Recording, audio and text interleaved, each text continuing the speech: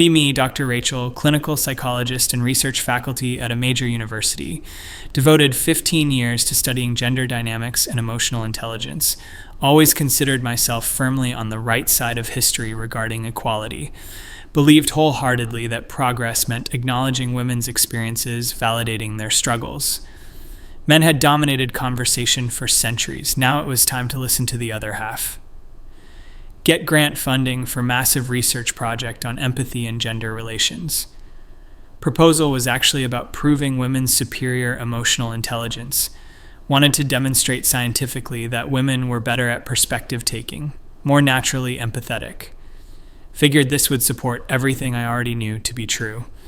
Designed comprehensive study, surveys, clinical interviews, neurological testing, empathy mapping exercises. Recruited over 4,000 participants across different age groups, socioeconomic backgrounds. Took 3 years to complete data collection. Felt confident the whole time, occasionally joking with my research team about how this would finally prove what we all know. They'd laugh. We'd continue coding responses. Start analyzing data in year 4. Something's wrong. Numbers aren't making sense. Women's empathy scores for male emotional experiences are low, like really low. Assume there's methodological error. Spend 2 months checking and rechecking everything. Bring in outside statistician, someone I don't know personally.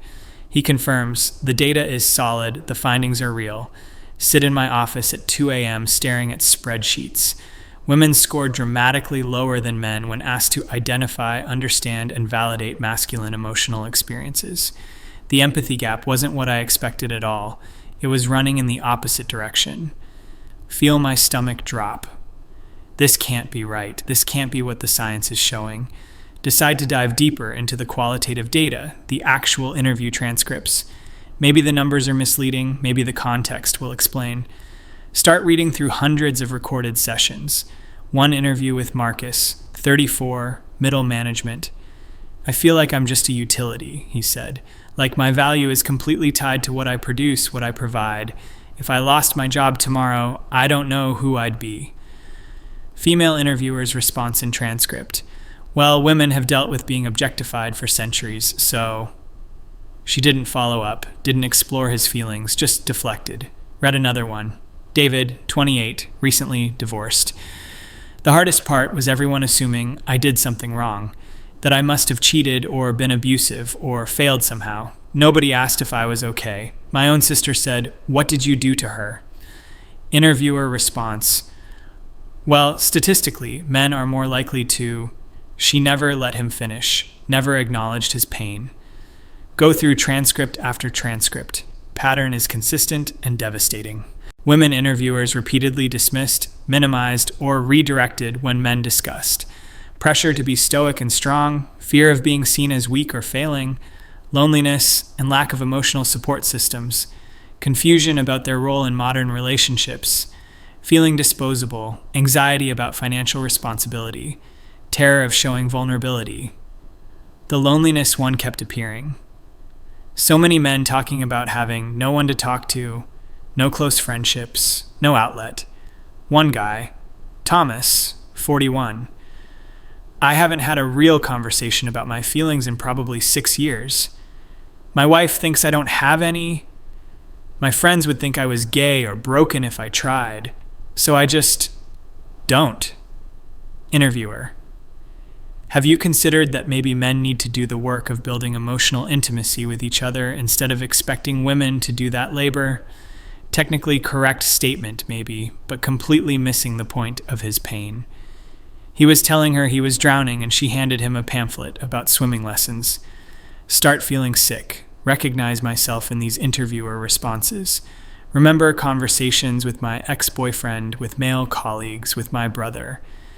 How many times did I do exactly this? Keep reading. It gets worse. Neurological testing section. Empathy mapping exercises using fMRI. Participants shown scenarios of people in distress, asked to imagine their emotional state. When scenarios involved women in distress, strong activation in empathy-related brain regions for both male and female participants. When scenarios involved men in distress, Male participants still showed empathy activation. Female participants showed significantly reduced activation, sometimes none at all.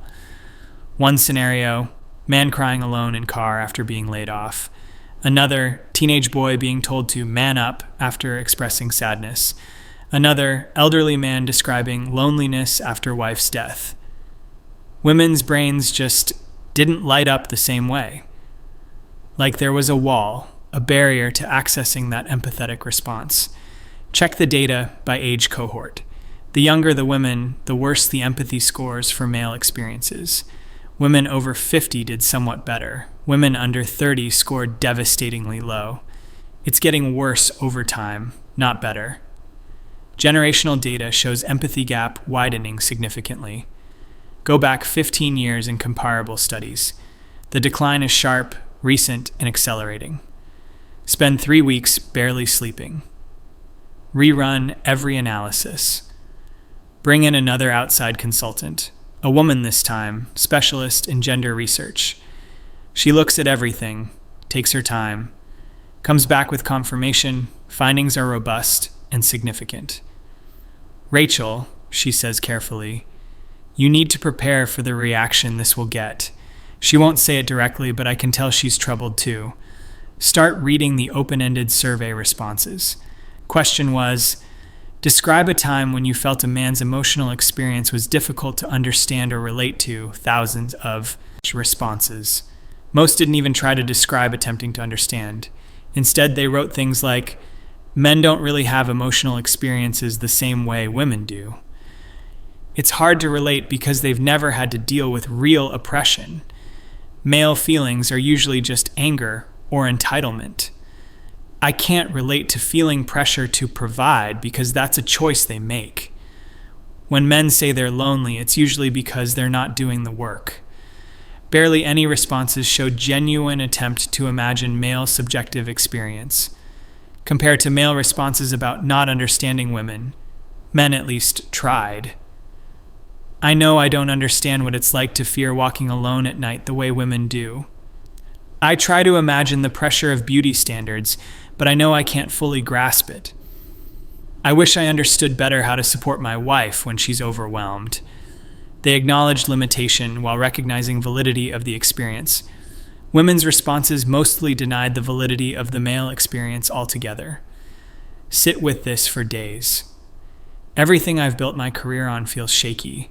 Not the feminism itself, not the advocacy for women's rights, but the assumption I'd always made, that women were naturally more empathetic, more emotionally intelligent, more capable of understanding.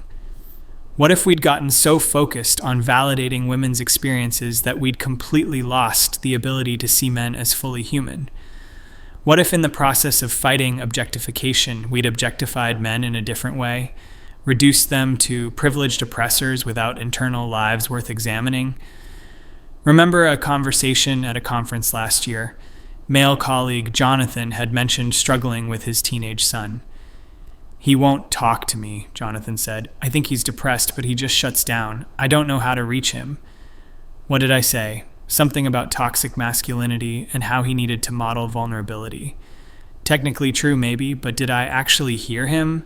Did I acknowledge his fear, his helplessness, his pain as a father watching his child suffer? Or did I just give him the theoretical framework and move on? I gave him the pamphlet about swimming lessons. He was drowning too. Start going through my own clinical practice notes. I'm a therapist. I see patients, review my cases from past 5 years, have 7 male clients currently. Look at my session notes with fresh eyes. Notice how often I interpret their statements through lens of privilege. Marcus tells me he feels invisible. I wrote possible deflection from acknowledging advantages. David talks about fear of vulnerability. I noted examine cultural masculinity conditioning, but did I actually validate the fear itself? Thomas describes loneliness. I have written, explore why he hasn't built emotional support network, instead of sitting with the loneliness. I've been doing therapy wrong for male clients, not completely wrong, but missing something fundamental. Missing them. Yeah, as full human beings with valid suffering. Feel wave of shame. These men trusted me with their pain, and I academically analyzed it instead of truly feeling with them. That's what empathy is. Feeling with. Not explaining, not contextualizing, not theorizing. Feeling with. Do I even know how to do that anymore for men? Try an exercise. Imagine being a man. Not theoretically, but really imagine it. Imagine you're taught from childhood that crying is shameful. Imagine your parents get uncomfortable when you express fear. Imagine your friends mock any sign of weakness. Imagine growing up with the message that your value is in what you do, not who you are. Imagine being told constantly that you're privileged while also being told your feelings don't matter. Imagine being expected to be strong, capable, successful, stoic. Imagine failing at this and having nowhere to turn. Imagine being lonely but knowing that admitting loneliness makes you pathetic. Imagine fearing that you're broken because you can't meet impossible standards. Imagine loving someone who sees you primarily as a potential threat. Imagine your struggles being dismissed because statistically your demographic has advantages. Imagine being told to do the work on yourself when you're already drowning.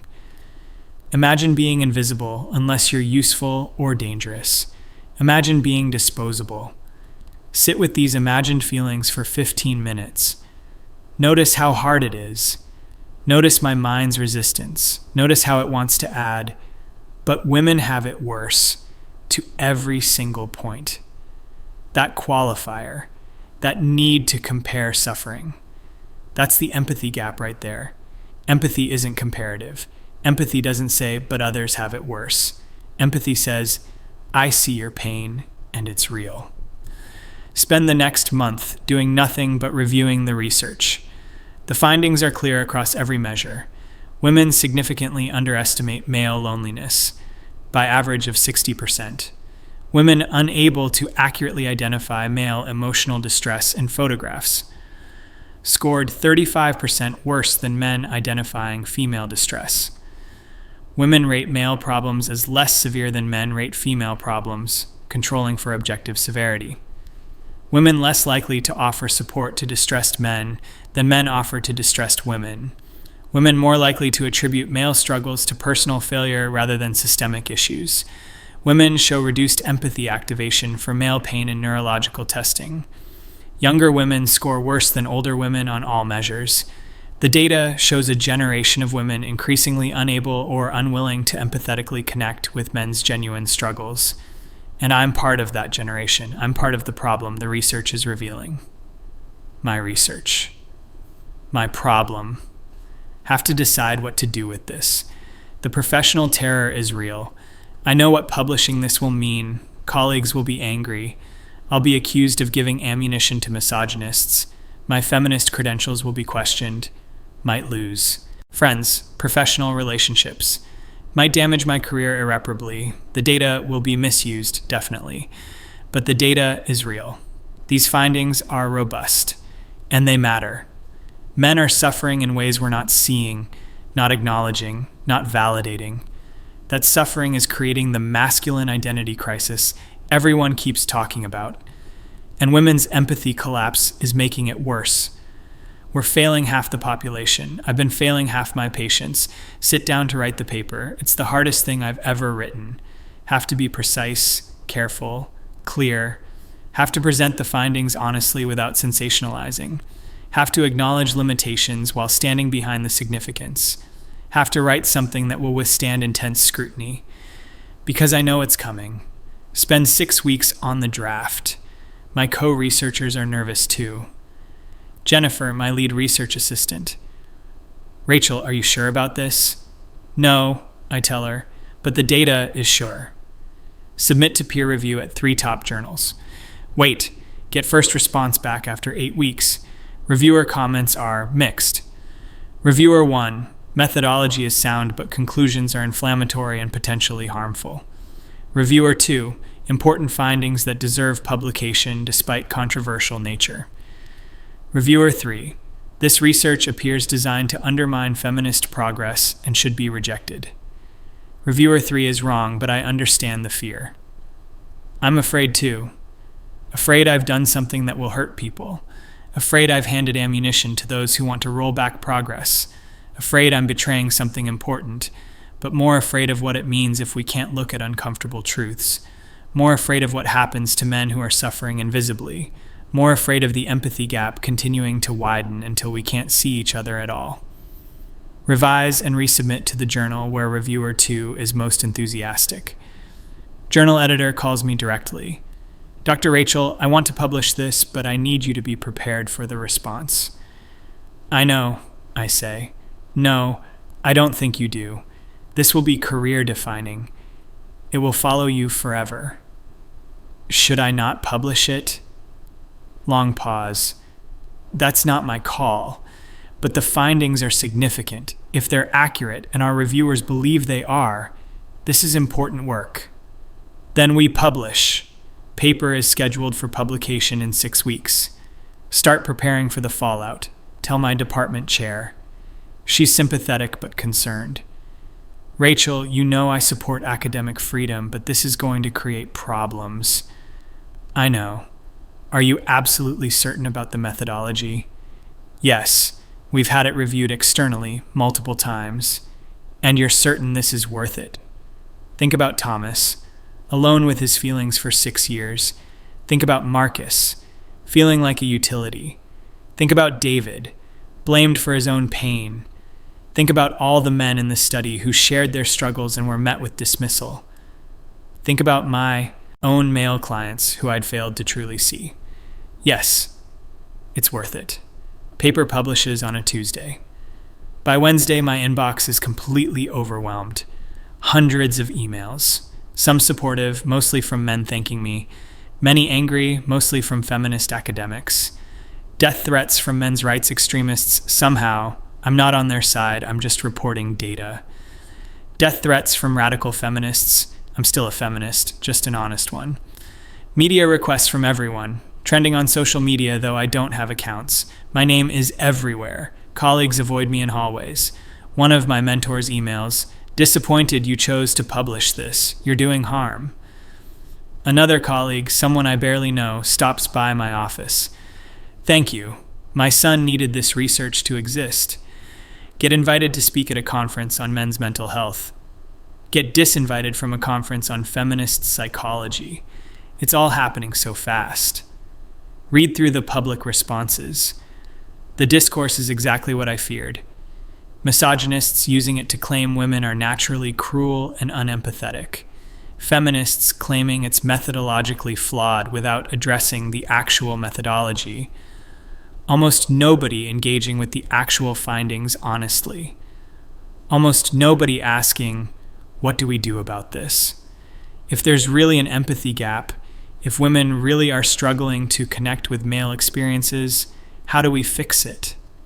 That's the question I want to be asking. But everyone's too busy being angry or vindicated. Get call from a major news network wanting interview. Decline. This isn't about me becoming a personality. This is about the research speaking for itself. More emails. One from a man named Christopher. I showed my wife your study. She cried. She said she'd never thought about it like that. We're talking now, really talking. Thank you. One from a woman named Paula. You've set feminism back decades. Hope you're proud. Don't know how to feel about either. Start getting requests from other researchers. Some want to replicate the study. Some want to find flaws in it. Both are good, actually. That's how science works. Invite replication, invite scrutiny. If I'm wrong, I want to know. If I'm right, the findings need confirmation. 3 months after publication, sitting in my office, stack of mail, hundreds of emails, phone messages. Career has definitely changed forever. Some opportunities closed, others opened. But mostly, I'm different. I look at things differently now. Listen to my male clients differently. When Marcus tells me he feels like a utility now, I don't contextualize. I say, that sounds incredibly lonely and dehumanizing. Tell me more about that feeling. When David talks about being blamed for his divorce, I don't bring up statistics. I say, it sounds like you felt abandoned by everyone when you needed support most. When Thomas describes his isolation, I don't ask why he hasn't built a support network. I sit with him in the isolation and say, 6 years is a long time to be alone with your pain. Their responses are different. They open up more. They trust me more. They heal more. This is what empathy does. Get email from Jennifer, my research assistant. New replication study just published. Confirmed our findings. Thought you'd want to know. Read the new study. Different researchers, different population, similar methodology, same results. Women's empathy for male emotional experiences significantly lower than reverse. Gap is real. It's measurable. It's replicable. This is now established science, not just my controversial study. Feel relief and sadness. Relief that I wasn't wrong, that the work was solid. Sadness that the problem is confirmed. Think about what this means. We've spent necessary decades validating women's experiences, believing women, centering women's voices. That was right and needed. But somewhere along the way, we stopped seeing men as fully human. Stopped imagining their inner lives as complex and valid. Started seeing them as a category, a class, a demographic, not as individuals with genuine suffering. The political became so totalizing that the personal got lost, and the personal is where empathy lives. You can't empathize with a category, you can only empathize with a person. Somewhere we forgot that men are persons, not just agents of patriarchy or holders of privilege, but actual human beings with pain and fear and loneliness and confusion. Beings who deserve empathy, not despite their advantages, but because they're human. Empathy isn't a limited resource.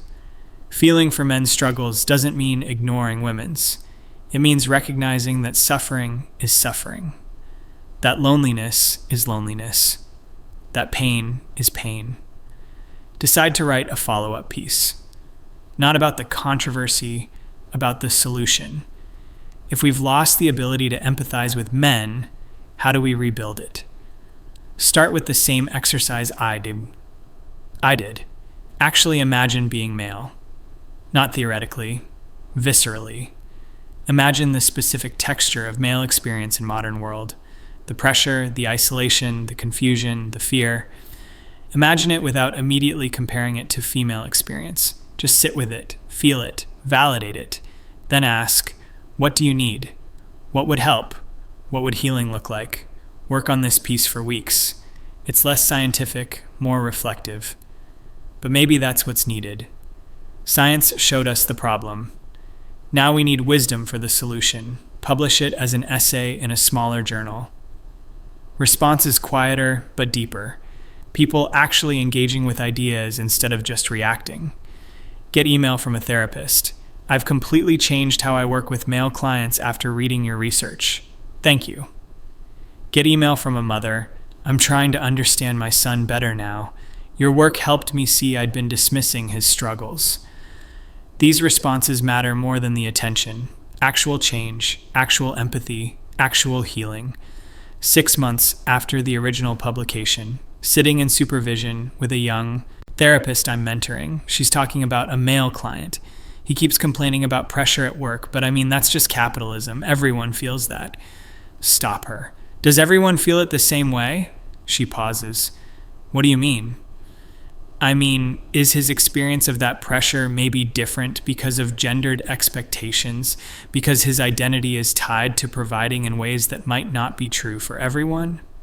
She thinks, I hadn't thought about it that way. Try to imagine being him specifically, not just worker under capitalism, but him with his specific pressures, his specific fears, his specific sense of identity and worth. Watch her face change. Oh, I've been missing him completely.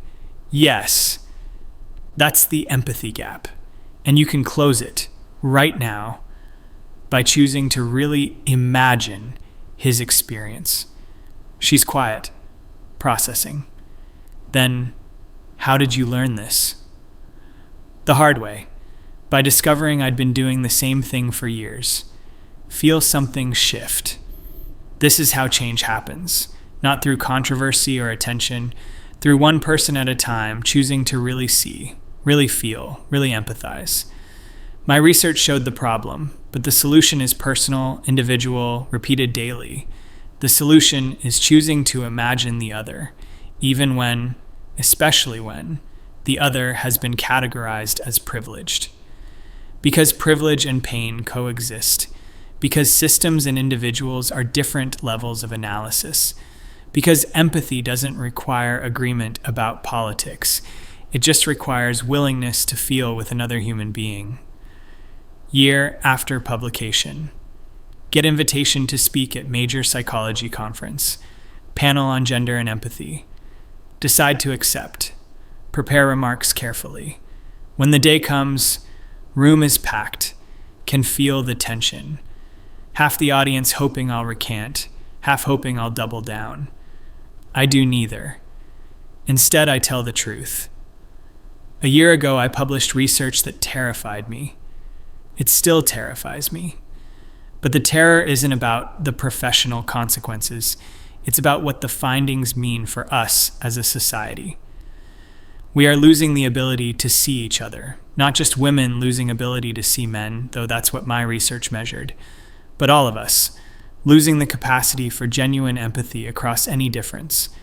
The empathy gap between genders is a symptom of something larger, our inability to hold complexity, to see someone as both privileged in some ways and struggling in others, to validate suffering without ranking it, to feel with people whose experiences differ from ours. The data on women's empathy for men isn't an indictment of women or feminism. It's a call to expand our circle of concern. To practice empathy as a skill, not assume it as a natural trait. To choose to imagine the inner lives of those we've categorized as other. That's the work. Not defending the research or arguing about it, but doing the actual work of empathetic imagination daily, personally, courageously. Room is silent. Then someone starts clapping. Then more, not everyone, maybe not even most, but enough. Enough to know the message reached someone. Afterward, a young male psychologist approaches. "Thank you," he says quietly. "I've felt invisible in this field for years." This meant everything. Older female colleague also stops me. "You made me rethink everything. I've been in practice 40 years. Your work showed me I'd stopped really seeing half my clients." These conversations are why it was worth it, not the citations or attention, the actual impact on actual empathy. Drive home that night. Think about the journey. From confident researcher certain of my findings before I found them, to terrified academic confronting uncomfortable truths, to something else now, someone who knows how little we understand each other, and how much that matters. The research showed women don't understand men anymore. Maybe we never did. Maybe nobody fully understands anyone different from them. But we can try. We can choose empathy over ideology. We can sit with discomfort instead of dismissing it. We can imagine the inner lives of those we've reduced to categories. That's not betraying feminism. That's fulfilling its original promise, full humanity for everyone. Get home, check email, new message from a researcher in another country. "Dr. Rachel, we've replicated your study here with similar findings. Would you collaborate on cross-cultural analysis?" Feel that mix of validation and sadness again. The problem is real, widespread, measurable. But now there's a community of researchers taking it seriously, trying to understand it, trying to find solutions. Reply, yes. This is the work now. Not just revealing the empathy gap, but closing it. One study, one conversation, one moment of genuine seeing at a time. Remember Thomas from the interviews, the man who hadn't talked about his feelings in 6 years. Wonder if he ever found someone who could really listen. Wonder if the research helped create space for men to be seen. Hope. So, that's all any of this is for. Not to win arguments or prove points, but to help people feel less alone. To build bridges across the gaps we've created. To remember that behind every demographic category is a human being with an inner life as complex as your own, deserving of empathy not because of their position in social hierarchies, but because they're human, because suffering is real regardless of context, because we're all just trying to make it through. Sit with that thought. Feel the weight of the year, the professional cost, the personal growth, the ongoing complexity. Worth it? Yes.